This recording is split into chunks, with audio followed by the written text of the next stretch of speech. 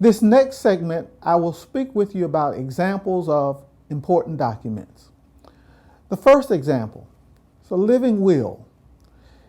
It's very important that you decide at the time of your death what measures you want taken.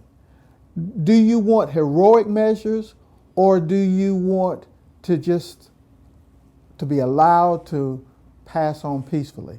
As an administrator, I have seen just very distressing situations where children are beside the bed of their mother or father. A living will has not been left or administered in any capacity.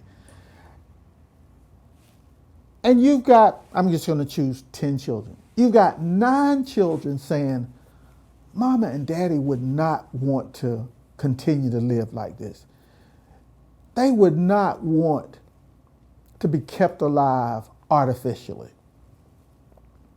But you've got this other sibling that says, oh, I just can't let her die. I can't be responsible for that. But without a document where you have communicated that this is what I want, this is what I don't want, as the healthcare provider, our responsibility is to keep you alive. Therefore, if you have not left a document giving specific instructions, then as a healthcare facility, if the family can't come together, our responsibility is to keep you alive. So having a living will is very important. Another example of an important document is the healthcare power of attorney. And the healthcare power of attorney is very important, and it's also very important to choose the right person and persons who will be that individual who will speak on your behalf in the event that you're comatose or cannot communicate. I'll share an example. I have seen where the healthcare power of attorney has ulterior motives. They know that there is a significant inheritance. And as a healthcare power of attorney, when the individual cannot speak on their behalf, that healthcare power of attorney communicates to the healthcare providers what medical matters, what medical procedures are to be done. Therefore, it's very important to choose the person that you feel confident will speak on your behalf and speak in regards to what you would have desired, and that they're familiar with what you desire. So I've seen people who've chosen to say, no, we don't need to fill that medication order anymore.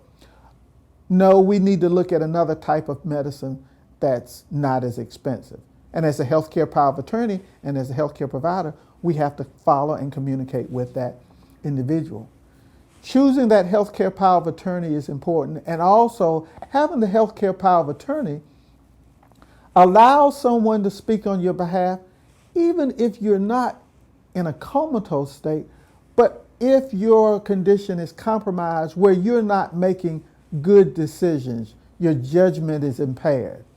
That's when that healthcare power of attorney steps in and says, these things have to be done, and legally they are the person and the entity that can speak on behalf of the person. And with healthcare power of attorneys, you usually have a first person, second person, or third person. Because if the first person is not available, then it moves to the second and the third person. The next example of a document is the power of attorney. The power of attorney handles the financial affairs of the individual. Again, it's very important that you choose the right person as your power of attorney. You don't want to choose someone who is going to handle your financial affairs, who's a spendthrift, or who doesn't manage money well. You want to choose a person who you feel confident will manage your financial affairs, will handle the financial affairs in keeping with your philosophy. Sometimes people have joint power of attorneys. They may have two people who will work together in regards to deciding on the financial affairs of the individual. The documents are important because it lays the foundation of how you want your life to be handled in the case that you can't do it, but you got people who are responsible and will carry out your wishes and are knowledgeable about your philosophy. In this course, you're provided links and other resources that will help you with the power of attorney, healthcare power of attorney, and living will.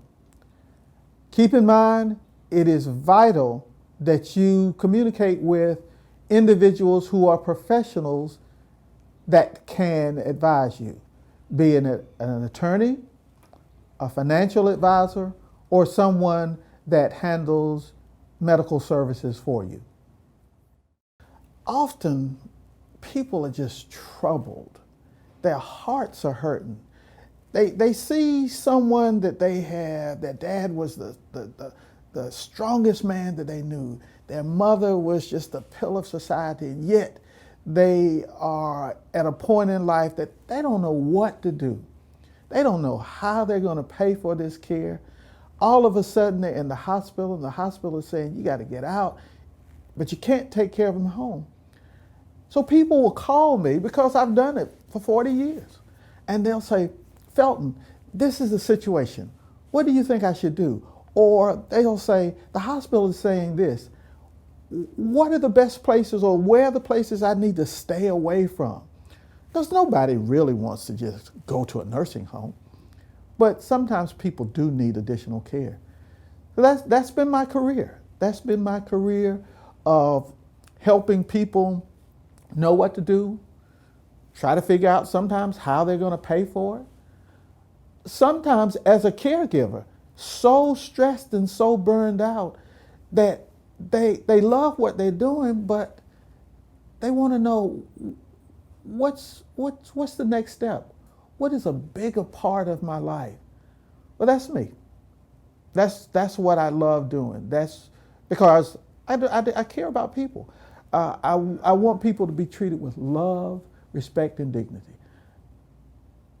And as a caregiver, that's the most important thing, because when you walk out the door as a family member, you walk out the door as an employee, you want to know that you've done the very best that you can in taking care of those you love or those you're charged with to take care of.